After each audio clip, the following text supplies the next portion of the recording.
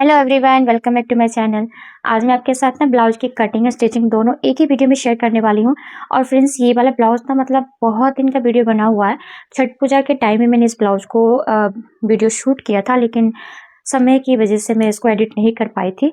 मेरा इस हम दोनों का मतलब सेम ब्लाउज था। ये इनका रेड कलर में ब्लाउज है और मेरा पिंक कलर में था, तो मैंने पिंक की तो वीडियो मतलब शूट नहीं कर पाई थी, शॉर्ट बनाई थी। लेकिन इसकी मैंने तो बहुत सारे जो मुझे कमेंट करते थे कि आप इसकी डिटेल वीडियो पोस्ट करिए कि कैसे आपने इसको स्टिच किया। जैसे कपड़ा कम भी पड़ जाता है तो कैसे हम उसको एडजस्ट करते हैं, साथ में इसमें पैड लगाए हैं तो कैसे आपने इसको सिला है। तो मैं इस जैसे मैंने इसको सिला ना वैसे पिंक वाला सिला था, तो दोनों एक जैसी स्टिचिंग है और कटिंग भी एक जैसी है।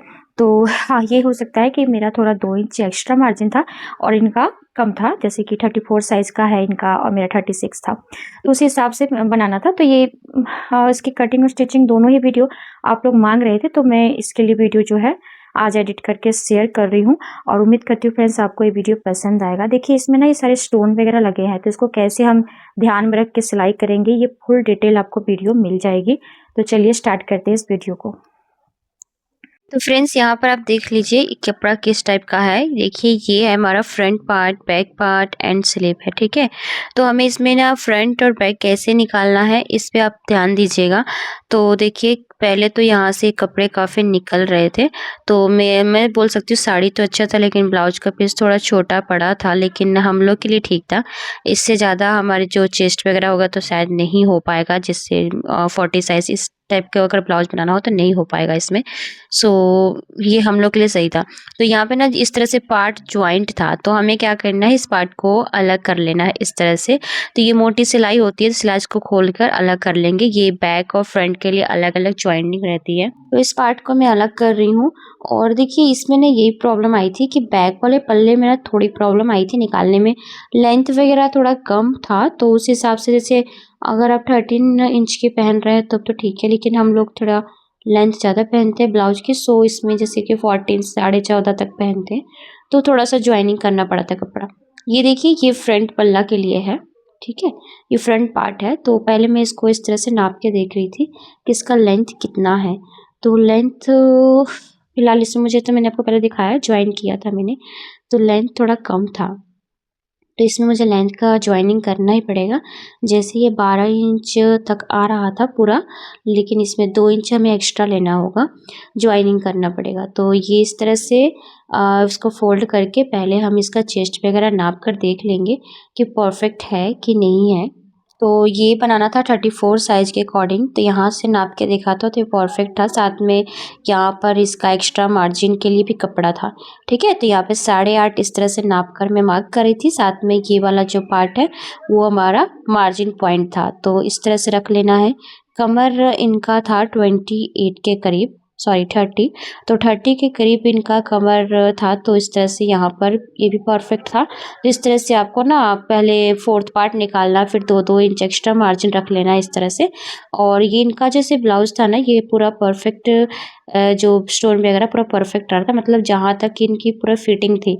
और मतलब एक्स्ट्रा जो है प्लेन जो कपड़ा है वो सिर्फ मार्जिन के लिए था।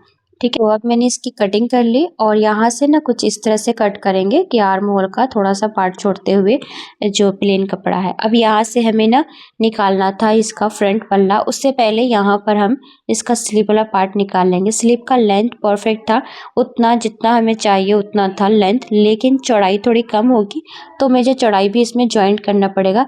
मैं यहाँ से कुछ इस तरह से इसको कट करके निकाल रही थी, ताकि जब सिलाई करेंगे तो सिर्फ स्टोन वाला पार्ट ही रहेगा। तो इस तरह से शेप बना हुआ था, हमें बस कटिंग करनी थी। साइड से ज्वाइंट तो करना ही पड़ेगा, वो तो कम नहीं हो पाएगा, क्योंकि ज्वाइंट करेंगे तभी हमारा जो है आर्म होल में परफेक्ट ये फिट हो पाएगा। और नीचे से भी इसकी लेंथ जो है ना, थोड़ा मैं इसको हटा दूंगी, क्योंकि हम इसे अस्तर के साथ ज्वाइंट करेंगे तो वहाँ से ये फोल्ड हो जाएगा, तो ये इसका रखने का कोई मतलब ही नहीं बनता है, तो इसको भी हमें हटा देना है। दूसरा पार्ट भी सेम इसी तरह से कर लेंगे।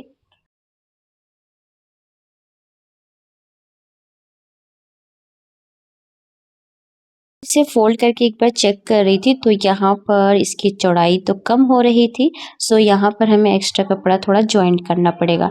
जैसे मैंने पहले आपको बहुत सारे वीडियो में बताया है कि किस तरह से एक्स्ट्रा कपड़ा हम जॉइंट करते हैं, स्लीव का चौड़ाई कम पड़ जाए, सेम उसी तरह से जहाँ-जहाँ से कपड़ा इधर से बच रहा था उस हिसाब से मैंने इसको जॉइंट कर देना है। सो चलो हमारा स्लीव पार्ट कंप्लीट हो गया। अब आ जाते हैं बैक पल्ला निकालने के लिए। तो बैक पल्ला निकालने के देखिए स्लीव पार्ट निकालने के बाद जो बीच से कपड़ा बचा था और फ्रंट पल्ला निकालने के बाद जो कपड़ा बचा था उसके बाद वाला जो कपड़ा बचा है उसी से हमें निकालना है अपना बैक पल्ला। तो कुछ इस तरह से रख के निकालेंगे और ये दोनों मतलब अलग-अलग पार्ट निकलेंगे, ठीक है। मतलब जॉइनिंग बैक से तो हमें हुक बनाना है, सो मुझे इसमें कोई टेंशन नहीं था कि जॉइंट रह रहा है कि नहीं रह रहा है, ओपन साइड ही रहेगा दोनों साइड से। इस तरह से आपको सेट करके रख देना है और बैक वाला लंबाई में हम इस तरह से लंबा रख लेंगे क्योंकि बैक में हमें जॉइंट नहीं करना पड़ेगा, सिर्फ फ्रंट पार्ट में जॉइंट करना पड़ेगा। तो थोड़ा सा मैंने इस तरह से रख लिया है और बाकी सब सेम कट कर देंगे।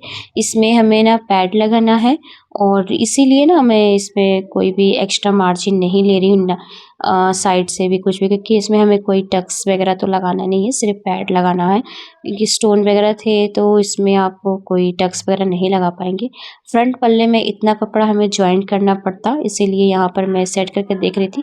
2 इंच हमें बढ़ानी थी फ्रंट पल्ला में। तो इस तरह से आपको कपड़ा ले लेना है और यहाँ पर जॉइंट कर लेना है। जब सिलाई करेंगे तब इसको हम जॉइंट करेंगे। बैक में जॉइंट करने की ज़रूरत नहीं पड़ी थी, लेकिन अलग-अलग से हमें निकालना पड़ा था कपड़ा। तो इस पट्टी को भी जितना देखिए इसमें ना कपड़ा बहुत कम मतलब बचा ही, नाम के मतलब बोलूँ तो इसमें बचा ही नहीं। बैक की डोरी भी थोड़ा बहुत मैंने जैसे बना वैसे निकाल दिया था और जो इसके लटकन थे वो बाद में जो इसका गले से कपड़ा निकला था उससे मैंने बना लिया था। तो इस तरह से हमें कपड़े को एडजस्ट करना पड़ता है। अगर आप पहले ही बोल देते कपड़ा छोटा है नहीं हो पाया, ऐसा कोई बात नहीं है, आपको थोड़ा एडजस्ट करना चाहिए, ठीक है। तो यहाँ पर हमारा सारा पार्ट लगभग कटिंग होके रेडी हो गया था। अब हमें ना इसको अस्तर वाले पार्ट पे कट करना था। तो सेम जैसे हमने कट किया है वैसे इसको सब अस्तर पे रख के कटिंग कर लेंगे।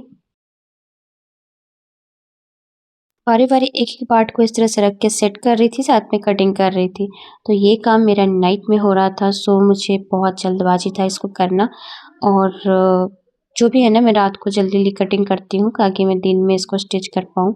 तो देखिए यहाँ पर इसको फटाफट से मैंने रख दिया था और स्लिप काट को भी रखकर कटिंग कर लेना है।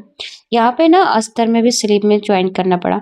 तो अभी यहाँ पर सारे पार्ट हो गए हैं हमारे कटिंग। अब चलते हैं इसको स्टिच करने। तो कटिंग आपको पसंद आई तो वीडियो को ज़रूर लाइक करिएगा। तो चलिए अब मॉर्निंग में हम इसे सिलना शुरू करेंगे। तो सुबह मैं उठकर पहले इसको सिलने लगी थी। मतलब उठकर क्या, आपको पता ही है कि सारा काम करने के बाद नाश्ते वगैरह रेडी करने के बाद मैं यहाँ पर मशीन पे बैठी थी। अभी सोच रही थी कि मैं पहले कौन सा स्टिच करूँ, बैक या फ्रंट पार्ट।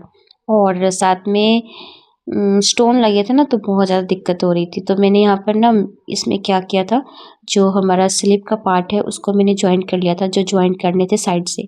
उसका वीडियो मैं नहीं शूट कर पाई, लेकिन आपको पता है कैसे जॉइंट करते हैं, सो मैंने इसको दिखाया नहीं। और जो अस्तर था उसमें भी जॉइंट करना था, तो उसको भी हम जॉइंट कर लेंगे। क्योंकि यहाँ पर अस्तर में भी थोड़ा बहुत जॉइंट करना पड़ा था, कपड़ा अस्तर थोड़ा छोटा पड़ेगा तो मैंने साइड से कटिंग किया था इसीलिए। अलग से कटिंग करती थोड़ा बढ़ाकर तो नहीं करना पड़ता। अब क्या करेंगे, इसको ना नीचे से बॉटम से सिलाई कर लेंगे। तो जैसे हम स्लीव का अस्तर जॉइंट करते हैं ना जैसे, तो उसको इस तरह से नीचे से बॉटम से सिलाई कर लेते हैं, फिर इसको पलटते होते हैं। तो इस तरह से हमें सिलने के बाद इसको पलट लेना है। एंड मैं सेकंड वाला पार्ट भी इसके साथ ही कर रही थी ताकि मेरा समय बच जाए, धागा बार-बार ना कट करना पड़े। सो इसको फास्टली मैं आपको वीडियो में दिखा रही हूँ। इस तरह से पलटने के बाद इसके ऊपर हम इस तरह से दाब सिलाई चला लेंगे और इससे ये पूरा अच्छे से सेट हो जाएगा। फिर उसके बाद हम इसको तीनों तरफ से पैक कर लेंगे, 4 तरफ से, यानी एक तरफ से तो नीचे हमने इसको बॉटम में सिलाई कर लिया है। अब बाकी की 3 साइड हम थोड़ी बड़ी सिलाई लेकर ना इसको पूरा अच्छे से पैक कर लेंगे। फिर एक्स्ट्रा कपड़ा जो बचेगा ना हम इसे छाट कर इसको स्लीव का परफेक्ट शेप दे देंगे। देन ये स्लीव वाला पार्ट हो जाता है। तो अब आ जाते हैं हम इसका, देखिए स्लीव में जो एक्स्ट्रा कपड़ा है उसको भी काट कर हटा देते हैं। जो भी स्लीव में एक्स्ट्रा कपड़ा था उसको मैंने छाट दिया है। अब स्लीव का परफेक्ट शेप बनकर रेडी हो चुका है। स्लीव को रेडी करने के बाद हम करेंगे फ्रंट पल्ले की तैयारी। तो फ्रंट पल्ले में हमें ना यहाँ से नीचे से इसकी लेंथ को बढ़ाना था। तो मैंने जैसे कि दिखाया था कि ये 12 इंच के करीब था, तो इसमें 2 इंच हमें प्लस करना था। यहाँ से ये कपड़ा बराबर नहीं था तो अच्छे से इसको छाट देंगे, फिर इसमें कपड़े हम जॉइंट कर लेंगे। तो इस तरह से हमें इसको ज्वाइन कर लेना है और ये फ्रंट में है तो उतना पता नहीं चलेगा कि कपड़ा आपने ज्वाइन किया, क्योंकि आगे हमारी पल्लू होती है तो उतना पता नहीं चलता, या फिर ये बेल्ट की तरह ही दिख रहा था।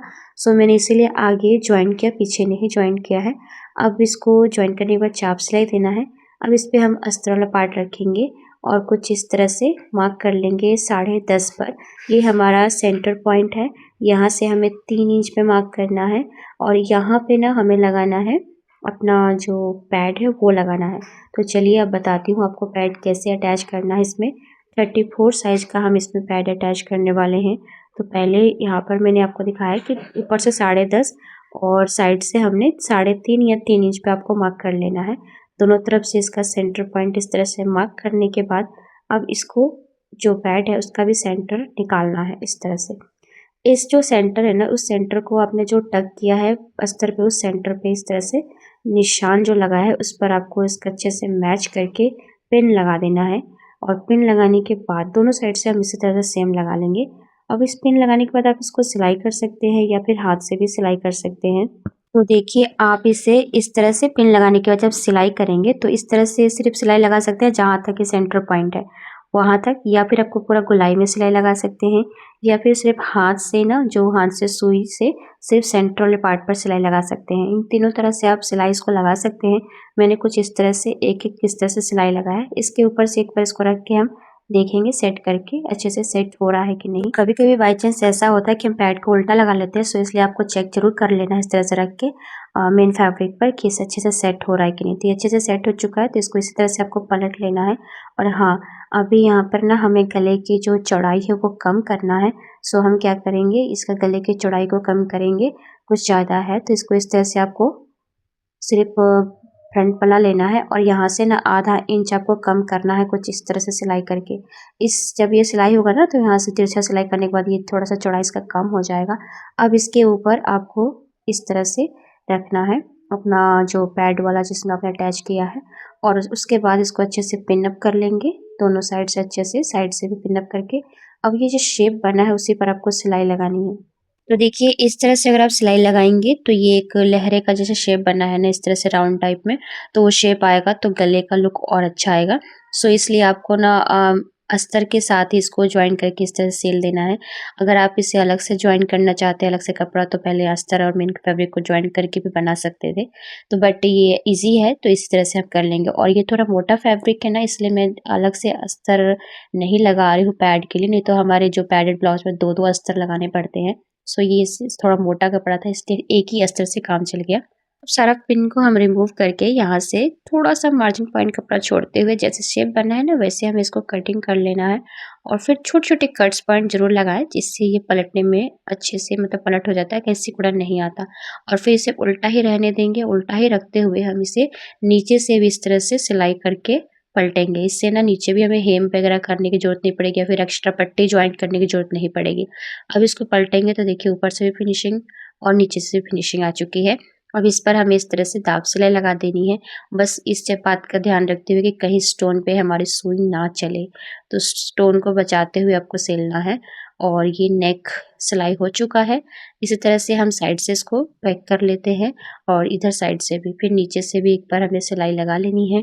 और इस तरह से हमारा जो फ्रंट पल्ला रेडी हो जाएगा। तो फ्रंट पल्ला रेडी हो चुका है और आपने देखा कि पैड लगाना भी इजी है, कोई प्रॉब्लम नहीं आती है पैड लगाने में। तो इतना तैयार हो चुका है। और नीचे जो मैंने एक्स्ट्रा कपड़ा ज्वाइन किया है वो एक बेल्ट का काम कर रही है, पट्टी वगैरह की।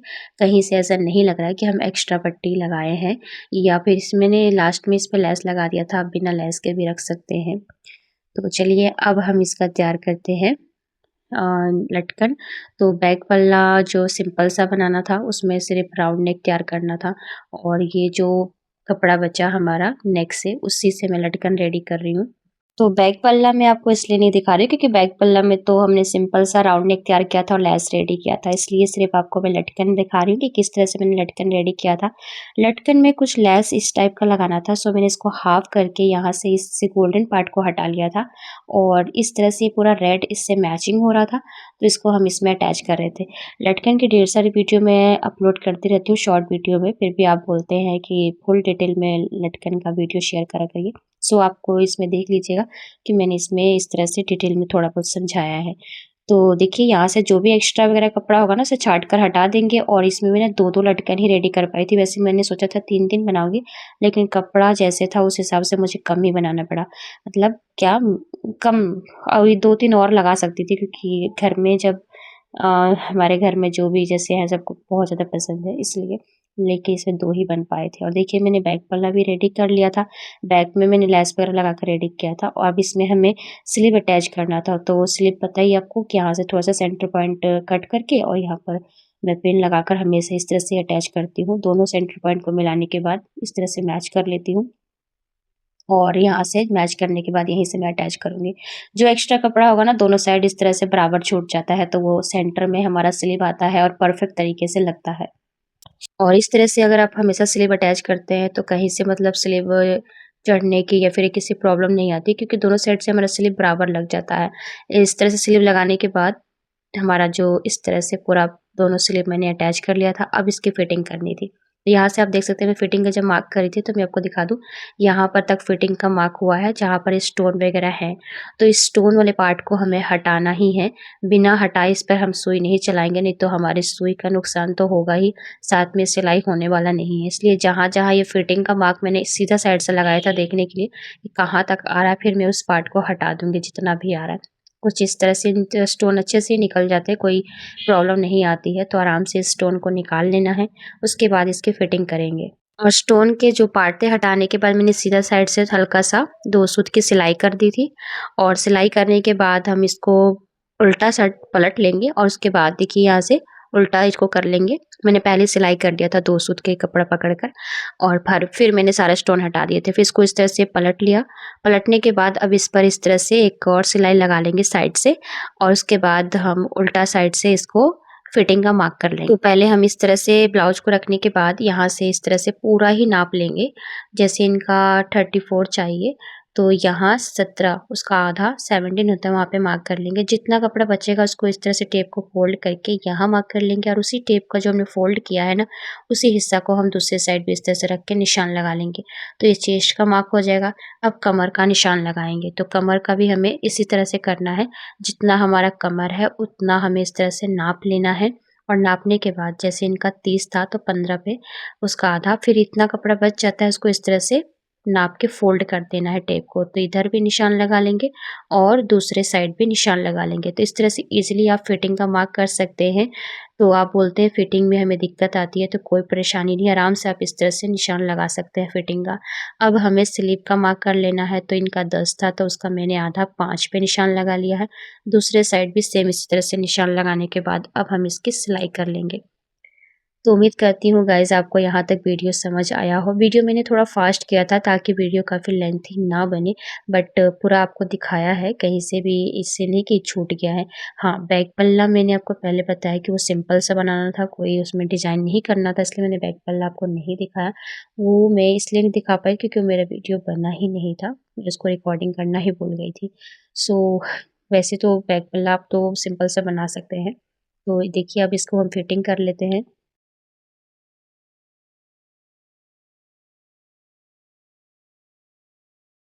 सो फाइनली फ्रेंड्स ये ब्लाउज़ बनकर रेडी हो गया था और मैंने सिर्फ़ इसे ना 1 दिन में ही रेडी किया था। वैसे मैं ब्लाउज़ जल्दी 1 दिन में रेडी नहीं कर पाती हूँ, लेकिन जब जल्दबाज़ी रहता है तो मैं कर देती हूँ। तो देखिए रेडी होकर 1 दिन क्या मैं बोल सकती हूँ, इसे सिर्फ़ मैंने सिलाई किया था ना, सिर्फ़ 2 घंटे में रेडी किया था और रात को मैंने इसकी कटिंग की थी। तो ये आपको वीडियो कैसी लगी है ज़रूर कमेंट करिएगा। देखिए बैक वाला कुछ इस तरह से मैं आपको दिखा देती हूँ। सिंपल था इसलिए मैंने इसका वीडियो नहीं बनाया और फ्रंट में थोड़ा इसमें पैड लगाने थे, गले पर भी कैसे सिलाई करना है, सो इसलिए मैंने ये फ्रंट वाला पल्ला आपके शेयर किया। तो अगर आपको ये वीडियो पसंद आई होगी तभी लाइक करिएगा और चैनल पर नए हैं तो प्लीज़ चैनल को ज़रूर सब्सक्राइब करिएगा। बाय।